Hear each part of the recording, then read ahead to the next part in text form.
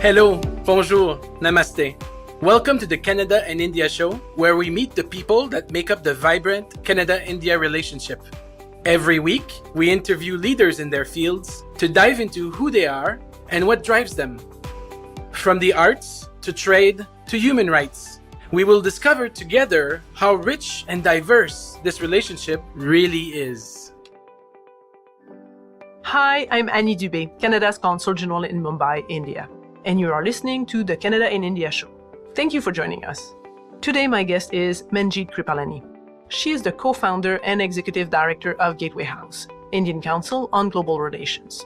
Prior to the founding of Gateway House, Manjeet was India Bureau Chief of Business Week magazine from 1996 to 2009. Gateway House is a think tank on foreign policy based in Mumbai and has collaborated more recently with CIGI, the Center for International Governance Innovation, based in Waterloo, Canada. Manjeet is talking to us about the Track 1.5 initiative, India's foreign policy, and its role in the G20. Let's get started. Manjeet Kripalani, thank you so much for joining me on the Canada and India show. Thank you, Annie. You have started your career as a journalist, but then you founded Gateway House. What inspired you? I'm a business journalist, and actually before that I was a lawyer. And so I went from law to journalism, back to law, into journalism. And then when 9/11 happened, I was the bureau chief for Business Week in India.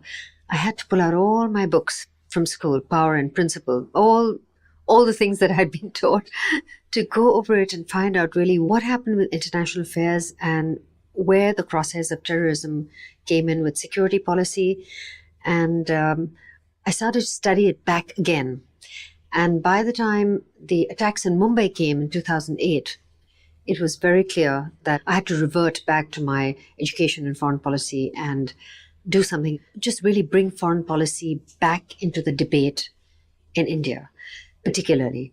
The US was already very well connected. Its businesses, its academia, its think tanks, its government, very well connected. And Canada too, but India was very, very far from it. When the attacks took place in Mumbai on the 26th of November, I was right around the Taj and I stayed up all night in that area, refusing to leave, but nobody had even heard of the terrorist groups. Nobody knew who they were. It was really shocking. And the business community didn't know. They didn't know what had hit them. And so we decided there and then that we were going to push to have a foreign policy think tank in Bombay, and one which engaged Indian business, because Indian business was already leading diplomacy in India at that time. IT outsourcing boom was at its peak. It was the latest wave of outsourcing, and people really didn't understand why that was so important and how it led diplomacy for India. And so it became a good time to set up Gateway House. I'd also done a year at the Council on Foreign Relations in New York in 2006 and 2007 as a fellow. And I realized that that model would work beautifully in Mumbai.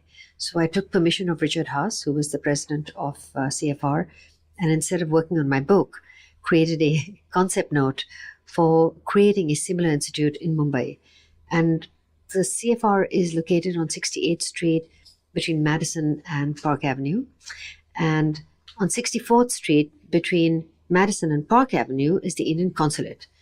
And Lambert was the Consul General there at that time. And I would pass by the consulate and go to CFR. And she would be often at CFR because we started an India meetings program. There was a lot of knowledge about India at that time, and there was really no one to disseminate the information. So at CFR, we began a meetings program on India and its, businesses. And Neelam was there often. She concurrently, because there was such a demand for knowledge about what to do, how to do business in India, I remember she started a Friday breakfast where she would invite anybody that wanted to learn about how to do business with India in the States and the Indians who wanted to do business in the US. So both sides, she'd have a Friday breakfast from 8 to 9, and anybody could come and talk to her about it and how could she facilitate as the government of India. And in the third meeting, there was a line outside the consulate on 64th Street that ran outside from Madison Avenue all the way up the spiral staircase in what used to be Lady Astor's home, which is now the consulate. And there was people the idlis had run out, the eggs had run out, and we realized that it was time to make this happen. And so we did. In 2008, I used to host soirees at my home, anyone passing through Canada, USA, China, we'd host a little soiree and have a discussion on foreign policy. And we decided to support that after 2008. We got some corporate support, and we both, Neelam came back and I quit my job and we started Gateway House. And it's been now, Annie, that was 2009. We became official in 2010. We got permission. So this is the 10th year of Gateway House. And it's been a real journey. My knowledge as a business journalist has helped me tremendously, because you need to communicate and articulate what it is that we do. But most importantly, also, it helps us to write about Indian foreign policy in a less arcane way. And so the journalist is always more practical and explains things much better. This is my training at Forbes magazine and Business Week, which made it very easy writing. And I think that helped us communicate our vision about what India's foreign policy should be. Most importantly, I think that we didn't want to be the stuffy organization that was filled with PhDs who, spoke in a very lofty manner and talked down to people on foreign policy. Foreign policy belongs to everybody. Everyone is now engaged in it. And so being in Mumbai, India doesn't have so many PhDs in any case. We don't have people with that kind of expertise, but we took in people who loved foreign policy. And we are now finding ourselves in our 10th year with people who love foreign policy, who want to learn more about it, who read a lot, are engaged in it, and who aren't necessarily from a foreign policy background. We have somehow landed up with scientists, MBAs, engineers, and some people with policy background, but now they've learned policy on the ground. And so it's a good group of young people. We are, I think, average in the early 30s. They have a vision for India, and we let them dream about that vision and put it down on paper. And the struggles were tremendous because no one knew what a think tank was. In the early days, I would say think tank, and people would laugh and say, well, you really need to do something and not think. Or people would make funny comments like, oh, are you a fish tank? Or are you a military tank? And we would have to explain to people what a think tank did.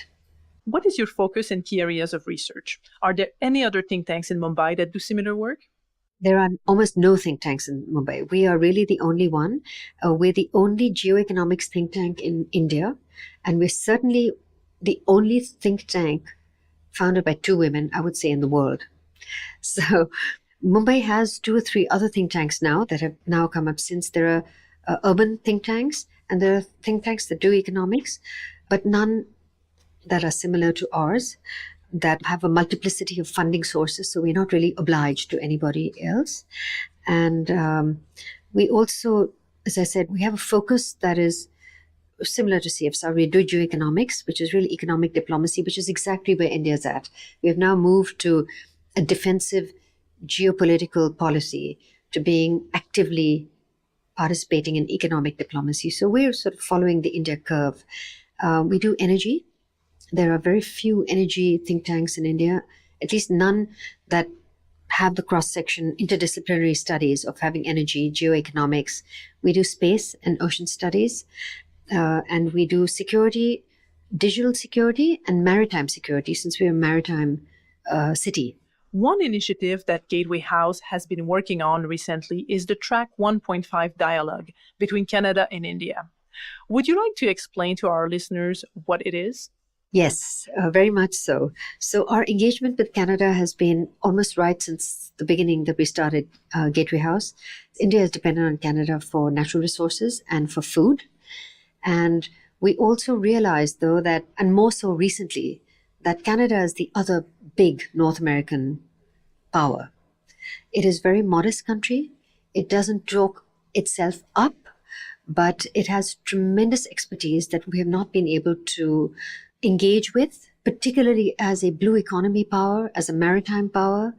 We have not really looked at Canada's energy in any other way except being a resource. And more recently now, Canada is a technology power. Toronto is becoming a hub, an alternate hub to Silicon Valley, particularly with artificial intelligence. And over the years, the reason that we were able to do the track 1.5 is we found a counterpart in Canada that we can work with. And I must say that the initiative of the track 1.5 was really from CG, from Rohinton Medora, who is the president of CG, which is a fantastic think tank. It's a think tank that we admire the most. They do economic governance. They are very low-key. They're brilliant. I think it's the only think tank in the world that does economic governance, trade, innovation. There are really no one that has this kind of expertise. And it's very typical of Canada, very modest. And so we were happy to be associated with them and start this track 1.5 dialogue. It is a 3-year process, Annie. We began with what we thought we could do best. One was with digital black markets. So the second was with climate engineering. So the digital black markets paper was done by our colleague, our National Security Fellow, Samit Patil. This was also in line with Canada's expertise and with India's attempts to clear black money out of the system and fake currency, etc. We know how that worked. India is becoming more digitized as an economy, so this worked beautifully with us. And the second was climate engineering. We had just signed on to the Paris Accord. What could be better than thinking about climate change? So our space fellow did climate geoengineering. Again, CG has an expertise. It has a legal expertise. It has a technical expertise on this unique subject, which is a different way of tackling climate change.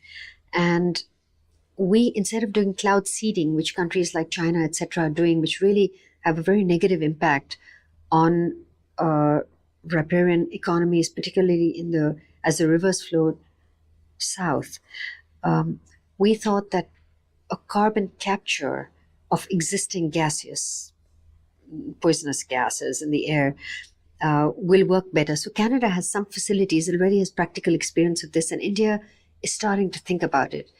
So using Canada's expertise to get India on track with its development that is economically and environmentally friendly is a wonderful thing to do. And the track 1.5 is really an initiative that is taken by think tanks and where the government participates. It's not a government to government, a G to G, which is only government to government, but it's between a conference and a G2G meeting. So here we are in a track 1.5. We had the active participation of your foreign ministry and ours. We were so delighted that both foreign ministries were eager for this. And so we hope that this is going to be an exciting 3-year process. The next meeting is in November in Mumbai. We will be discussing energy, issues of common energy interests between Canada and India. And we will be talking about trade and services, which will bring up technology. After all, IT is a service. And we want to be able to write the definition of the trade and services, expand it, and also with Canada and India in the lead to create a participation of how technology and artificial intelligence is trade and services and can be done well between the two countries. We can set the tone and set an example. A lot of countries have been lining up, including Canada, for trade agreement with India. And I think the agreement to do is a proper trade and services agreement that encompasses the mutual interests of both countries. The agenda for the November meeting seemed highly aligned with priorities from both countries. What are the key factors of success for this dialogue? The track 1.5, I think the idea that the scholars are doing their job. They know their work. They do new research. This is all quite new and sort of cutting edge in that sense. The success criteria is that it is adopted by both our governments and it becomes policy. It becomes part of the policy engagement. It veers away from the old ways of doing trade. The world is in a new place. Technology has taken the lead. Canada is there. India is there. We really should not be bound by the old rules of trade agreements, alignments, formats. And so we hope that this will be absorbed by both countries and both the foreign ministries, that we will be bold enough to look at new formats in trade agreements and in engaging with each other to include our business communities on both sides, to include our academic communities, so this fusion begins to happen in a more meaningful way. And we hope that by the end of 3 years, that the India-Canada Track 1.5 dialogue will really be a model for other Track 1.5s that we should have and that Canada should also have. Beyond the immediate outcomes of the Track 1.5 dialogue, how would you describe the impact on people-to-people linkages? I think we find now that more Indian students are going to Canada to study. We encourage it because we find that Canada is in a more realistic place in terms of its academics. You're also quite ahead of the game because you have the resources, because you have food production, the agriculture, natural resources, the blue economy. These are areas in which Canada and technology, Canadian universities have made long investments for nearly a decade now. These are starting to pay dividends in the kind of expertise that Canada hosts, all the universities host. Your government has been putting a lot of money into these new subjects that were really just blue sky ideas 10 years ago. And so these are areas which are very important for India. India has not as a country really come into its own. The weight of 1.2 billion people has not been brought to bear in the world at all. We are seeing the weight of China, 1.5 billion people, and its market and its production capacity being brought to bear in this world in a very fractious geopolitical and geo-economic way. We don't want that to happen to India. We have lessons to learn, and we want to be able, since we're a democracy, we want to be able to do things in the right way. And so as we travel into becoming a country that is no longer shy to be a global participant, we want to be able to have India be a responsible global participant by having a full and free exchange of our students, of our academia, and of our business communities in here. So we would like an exchange of academics, an exchange of experts to penetrate into institutions in Bombay. There's no reason at all that one of your blue economy experts, say from the University of British Columbia, does not come to India with a group and travel around all kinds of areas. India has Sagarmala, which is a plan to build out our port systems, but also the ecosystems of the ocean. There's no reason why we cannot have a collaboration with our institutions and your academics. There's no reason why our students cannot go and study the blue economy in Canada, and why we cannot have an exchange of professors that can help to train our academics also in these programs to have higher education studies. Really, it is education. There's no reason at all why our businesses, why we cannot become a port building expert, why Canadian companies should not be part of these projects and help build out our ports. So we really need a deeper engagement of Canadian companies, Canadian academics, and experts in India. National security is always an important consideration for any government, and so is economic development. How do you see India integrating both priorities to ensure faster economic development? So, Annie, we are lucky in that the situation with Pakistan is really at the moment confined to the Kashmir Valley. I would not even say it's that much all of Kashmir. It's certainly not in Ladakh or Jammu, but it's really in the Kashmir Valley. There is an intense concentration there. It is also more highly verbalized and more visualized.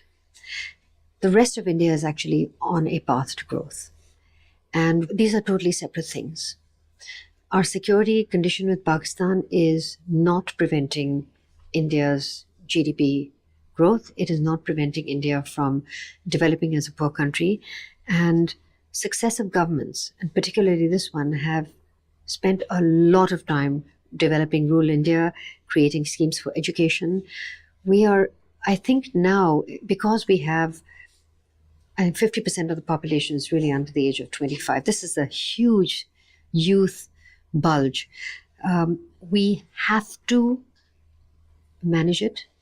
Where the old style jobs are really not going to happen. Therefore, the government has put in the startup India, etc. The idea is really to create entrepreneurs. They will create the companies of tomorrow or the enterprises of tomorrow. These also tend to be small family businesses. Many of them actually do fail, like everywhere else, these are just not recorded because they're the small guy who's setting up a little shop. Soon we will find, but the next generation, people who are now, say, 14, 12, 14, everyone is going to school. What we are seeing is a giant shift in India. It is really the Brahmanization of a society that was very caste-ridden, but the Brahmin was really the educated upper crust. But now with everybody being educated, we will have, they may not all finish school, but we have a 99% enrollment rate in schools. Everyone is aspiring for education, and they will be education. We will have enough people crossing class 8. This creates a society of equals. People will be reasonably literate, and there will be a more open environment for opportunities to be able to create, be not underemployed like people are now. India doesn't have really an unemployment problem, it has an underemployment problem.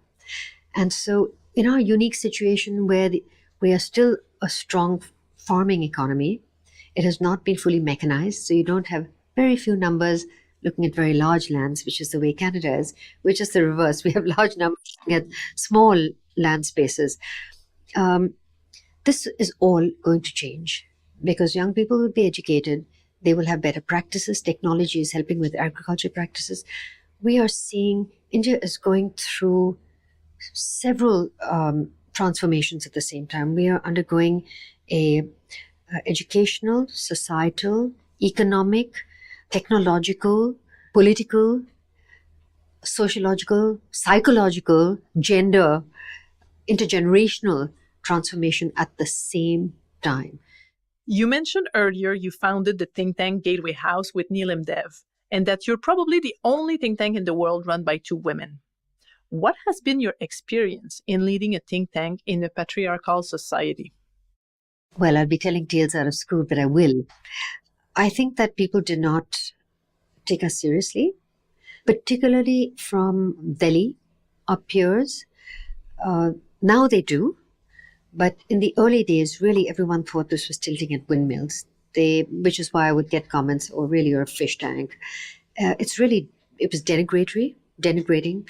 But I will not forget that a friend of mine who runs a employment agency, Manish Sabharwal, he told me when I called him 5 years ago and I wept on his shoulder and I said, "This is so hard. It's hard to get people to take us seriously, even though we have the best research, because we use so many elements in our research."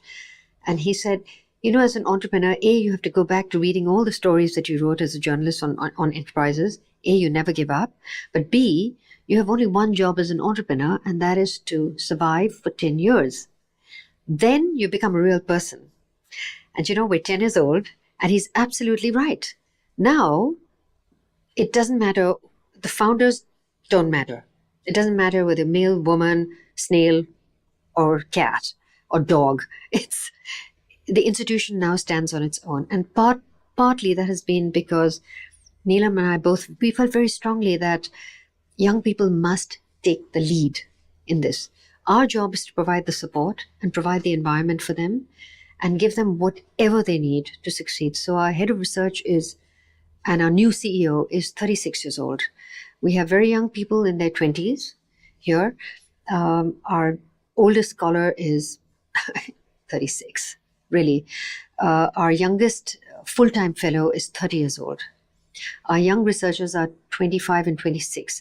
And what we do, they're all very bright. They have a vision for India and they work hard. And we're not afraid to give them the lead. We're there to pick them up if they fall. But we find, I would say 9 times out of 10, that they really excel and they're stellar. And this is also one reason why CG, Rohinton at CG, found Gateway House an attractive partner, because there are many competent think tanks in India, particularly in Delhi. They have great expertise, a depth of expertise, but he was looking for ideas that reflect the new India. And he found them in our institution with all its young people and their enthusiasm and their creativity. They are not burdened by either a government background, and they are certainly not burdened by what a think tank should be. So we find that we're in a better place now, and it is better that we as a think tank are completely gender neutral, which we are, And we like to be perceived that way. So we don't really make a song and dance about being founded by two women, but it's nice to talk to another woman. And I can tell you that and you will understand. It doesn't happen often, right? What is the impact you want to have in the world? Well, we want to change the world in a way that makes it more really thoughtful. We were set up to give India a global voice. We want that voice to be a thoughtful voice. We want India's ethos reflected within the country. When we think about foreign policy, we should really think about the other like ourselves. And we have many fantastic traditions. We do have a tradition of nonviolence. Nonviolence is not just anti-violence, but also anti-economic violence, anti-environmental violence. We hope that encouraging the thinking in this area, sometimes foreign policy has a greater impact on domestic policy than we imagine, and now more so. And if you can't change domestic policy, then if you change the global rules, then you're able to change domestic policy. So we are here at a unique time in the world. This is 70 years after the Second World War. The rules were written. Those rules are now out of date. They don't really have a place in a world that is technologically the ascendant. China has played a role of really copycat. It hasn't really created new rules. But Gateway House as a think tank wants to be able to, when those new rules are being designed and when the new rules are being rewritten, we want to be there to ensure that those rules are written in a more equitable fashion, that advanced and developing countries have the same stature and the same voice. And this is why we have chosen, out of all the multilateral institutions in the world, we have chosen the G20, the Group of 20, to be that one institution where we think about a more equitable rewriting of the global rules.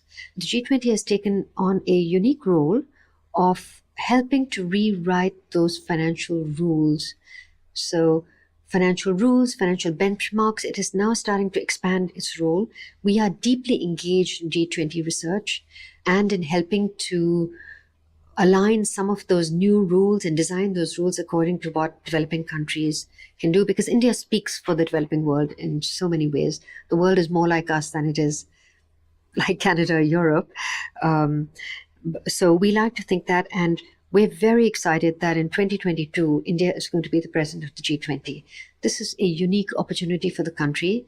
I think that now, 2022, will be our coming out party as a responsible country, a country that is participating in rule writing, in designing of the new global rules and benchmarks. You know, we hope that as Gateway House, and certainly I hope, is that we can create a more equitable world order. On this note, thank you so much for joining me today. It was a fascinating discussion. I'm sure we could continue for another hour, but in the interest of time for our listeners, I greatly appreciated having you on the show. Thank you. Thank you, Annie, for having us and allowing me to have my say. And welcome again to Bombay. We're really happy to have you, and we hope to work more closely with you. Well, track 1.5 and the G20. So looking forward to it. Thank you. Thank you. That's it for this week. I hope you enjoyed the episode. Next week, we're talking to Ashok Rao Kavi, an activist for the LGBT community in India, who founded the Safar Trust 25 years ago. We discuss the history of the LGBT movement in India, the recent changes that impacted the community positively, and the work ahead. Join us next week. We are thrilled that you shared this time with us today. We'd love to hear from you. Connect with us on our social media channels. On Twitter, Facebook, and Instagram, we are at Canada in India. You can listen to all our episodes wherever you get your podcasts, so please do subscribe. Thank you. Merci. Dhanyavad.